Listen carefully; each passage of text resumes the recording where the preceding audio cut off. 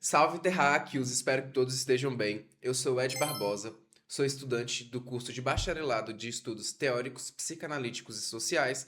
Também sou aluno do curso de especialização em Arte e Educação, além de artista visual e publicitário. Universo Mercurial. Eu estou Mercúrio. Vamos pensar juntos? Mas com um café na mão.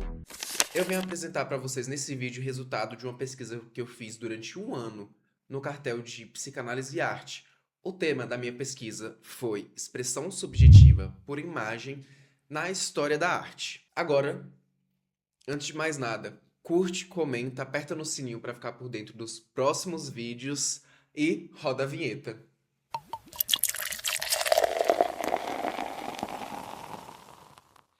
Expressão subjetiva por imagem na história da arte. O ser humano cria imagens apenas do que vê ou também do que sente, lembra, deseja e simboliza. Através dessa questão, eu explorei conteúdos bibliográficos, além de pesquisas exploratórias em campo, para poder trazer respostas. Lembrando que é uma pesquisa que eu fiz apenas durante um ano, então tem um vasto conteúdo a ser explorado ainda, que vai ser o meu intuito como pesquisador em psicanálise e arte. A arte como espelho da psique.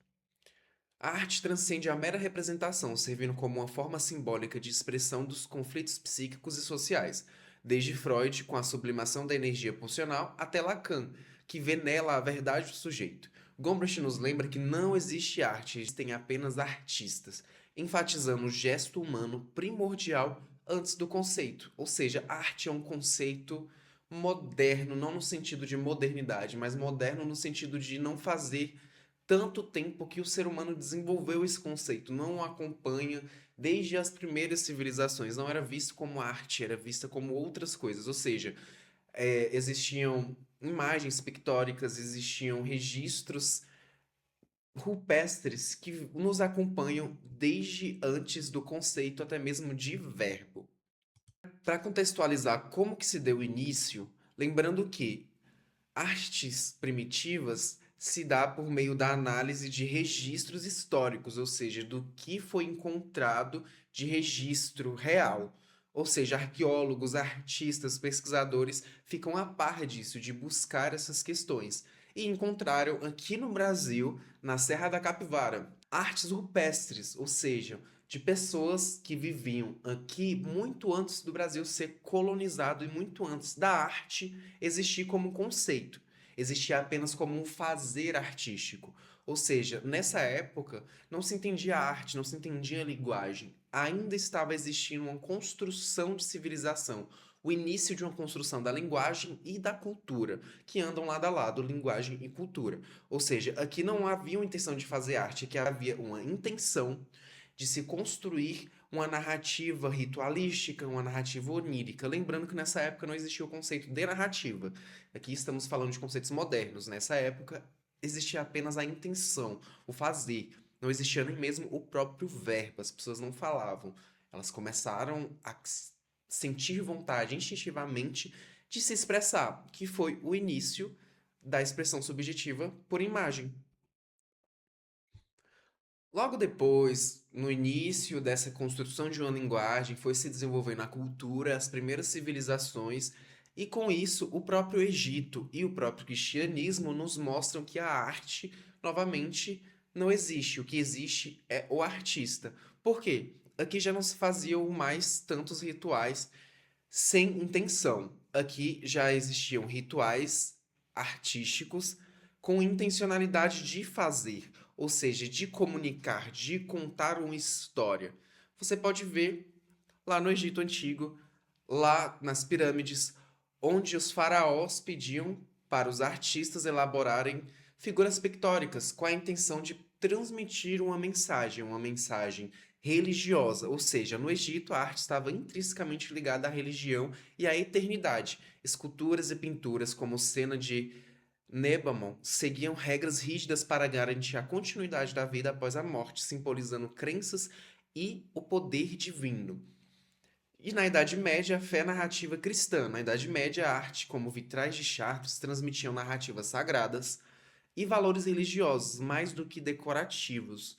Os vitrais iluminavam o espaço e a fé. unindo a imagem, espiritualidade e subjetividade coletiva. Aqui, novamente, já existia a intenção narrativa, a intenção persuasiva, a intenção de se transmitir uma mensagem com a intenção de educar, com a intenção de doutrinar, certo? Lembrando que o Egito Antigo se tratava de politeísmo, eram diversos deuses, diversas entidades espirituais.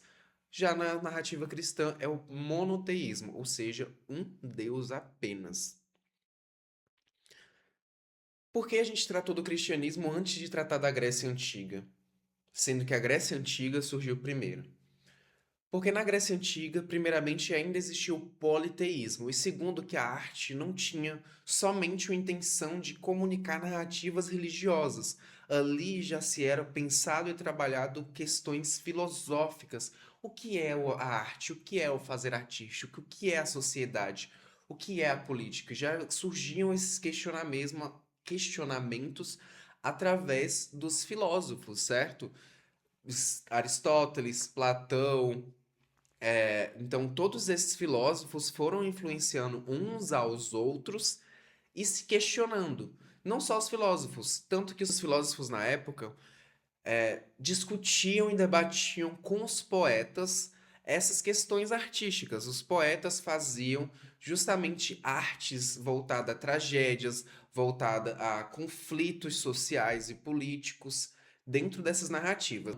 A arte grega explorou a figura humana e os conflitos existenciais. Tragédias como Édipo Rei revelam tensões entre desejo, destino e lei, temas que Freud revisitou com o complexo de Édipo. Olha que interessante. Freud voltou em textos gregos para poder se basear, para poder metaforizar coisas que há muitos séculos já haviam sendo discutidas entre os seres humanos.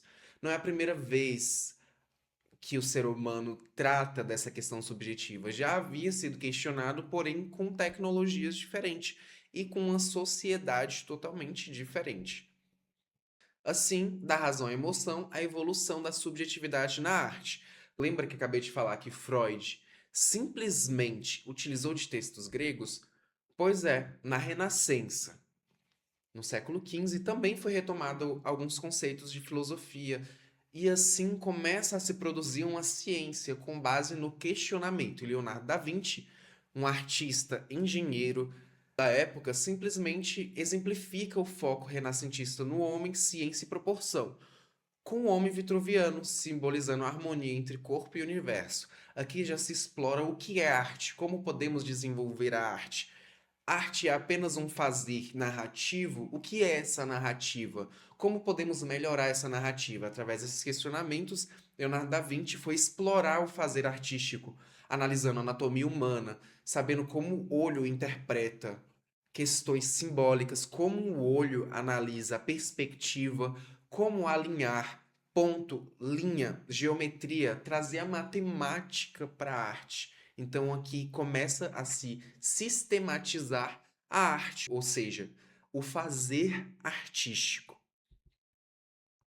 No século XVI, em seguida do Renascimento, lembrando que a gente vive o Renascimento até hoje, a questão é que outros movimentos vão se divergindo do Renascimento para não ficar engessado apenas na questão técnica, na beleza artística no sentido clássico. Ou seja, o Renascimento trouxe a sistematização que está presente até hoje. Ainda assim, estamos na Renascença, em períodos pós-renascentistas. Na fotografia mesmo a gente utiliza muito. O maneirismo, com obras como Madonna do Pescoço Longo, de Parmigianino, introduz tensão e instabilidade, marcando a transição da racionalidade renascentista para a dramaticidade. Ou seja, aqui já não era tanto só o belo, aqui já não era apenas a perspectiva, era uma intenção dramaturga, uma intenção de causar uma sensação, não só com linhas, com o belo, com a perspectiva, mas também com a cor, com contraste, sombra e luz. Logo no século XIX, alguns séculos depois, lembrando que após o Renascimento foram surgindo outros movimentos para tentar divergir do Renascimento, porém o Renascimento foi o auge da arte, onde os artistas elevaram o seu máximo. Van Gogh era um homem que tinha diversos conflitos psíquicos. Ele chegou até mesmo a se mutilar e ficar internado em hospitais. Então, através disso, e não só por isso, porque o Van Gogh explorava também técnicas artistas. O Van Gogh explorava a harmonia, ou seja, se você olhar as artes dele, tinha muita arte no tom de azul, com pinceladas marcadas. Então você vê uma certa harmonia, porém você vê na escolha de cores uma subjetividade intensa, forte, porque une-se junto com a história do artista, que não dá para separar a arte do artista. O artista está intrinsecamente ligado à sua arte, porque a arte só existe através do artista. E no século XX surgiu Salvador Dalí. Ele tomou de textos freudianos e criou um método paranoico crítico. Salvador Dalí, influenciado pela psicanálise, explora inconscientes e os sonhos em obras como O Grande Masturbador. Lembrando que não é uma análise somente artística. Caso você tenha interesse em ver a obra, eu sugiro que você busque por artista separadamente e avalie cada obra para você conseguir ver e sentir o que era isso, certo? Ou seja, o grande masturbador dá forma visual a desejos e fantasias de Salvador Dalí e também do inconsciente coletivo, que está dentro de mim, que talvez também não seja uma experiência única, que se conecte com outras pessoas, com repressões de outras pessoas, com política. Ou seja, aqui estudamos 4 artistas diferentes com perspectivas, pontos de vistas, um que trouxe a ciência, outro que trouxe um sofrimento, outro que trouxe uma divergência e outro uma intencionalidade, confirmando e afirmando e fortificando ainda mais a afirmação de Gombrich que do que existe é artista e não arte. Um exemplo contemporâneo de arte e artista que intensifica esse imaginário, esse ver, o olhar, que é extremamente forte para a arte e para a psicanálise, a linguagem, eu trouxe Evgen Bavkar. O olhar além da visão. Lembrando que ele é esloveno, então não sei se essa pronúncia está totalmente certa, por eu ser brasileiro. O fotógrafo cego desde a infância, ou seja, ele não nasceu cego, ele aconteceu. Demonstra que a imagem transcende a visão fisiológica. Ou seja, como que o fotógrafo consegue ter uma relação de tempo, espaço, contraste, luz, cor? Como ele consegue construir uma questão da fotografia justamente pelas referências visuais que ele teve na infância. O olho captou os dados, o cérebro interpretou. É igual uma câmera. Ele é um fotógrafo e ele mesmo mostra essa questão da fotografia. Ou seja, os dados de luz entram pelo olho, pela lente, o cérebro, a câmera, interpreta esses dados e cria uma imagem interna, uma interpretação dos dados. Até mesmo se uma pessoa tiver um problema visual, ela pode ser daltônica, ela enxerga cores diferentes, para você ver como que o olho capta dados, mas o cérebro que vai interpretá-lo. É uma questão fisiológica. Suas obras, como O Tanque de Guerra, revelam que a arte é uma construção simbólica da memória, imaginação e experiência psíquica, e não apenas do que se vê, mas do que se sente. Ou seja, ver é diferente de enxergar. Você vê, mas você enxerga no sentido de interpretação, ok? E era exatamente nisso que esse fotógrafo se baseava, no que ele conseguia enxergar internamente, não só ver. Assim, entende-se a arte como o espelho da alma humana. Desde as pinturas rupestres, a arte busca dar forma simbólica às experiências de existência. É um campo vital para a expressão da subjetividade individual e coletiva. A arte também é uma forma privilegiada de simbolização e desejos, medos e conflitos. Através da arte, o ser humano torna visível aquilo que vive internamente, mas permanece invisível. Assim, podemos entender que o ser humano cria a imagem apenas do que vê ou também do que sente, lembra, deseja ou simboliza. O que podemos concluir dessa questão com esse recorte dessa pesquisa? Que o ser humano se expressou ao longo da história com fazer artístico. Nem sempre existiu o verbo, nem sempre existiu recursos simbólicos para se dizer o que pensava, para se dizer o que sentia.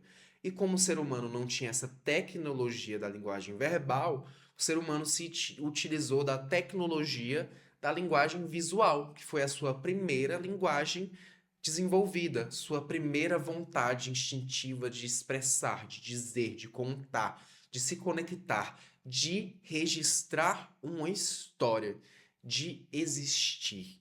Com isso, a gente conclui essa primeira etapa da expressão subjetiva por imagem na história da arte. Lembrando que aqui não é para esgotar o tema, é um conteúdo extremamente resumido que vale ser fragmentado futuramente de forma mais detalhada, por artista, por época, pelo período histórico e por aí vai. Se você chegou até aqui é porque você gostou desse conteúdo, então já deixa o seu like, compartilha com aquele amigo que gosta de arte, de história, de psicanálise e também clica no sininho, se inscreva para ficar por dentro dos próximos conteúdos. Vamos pensar juntos, mas com um café na mão.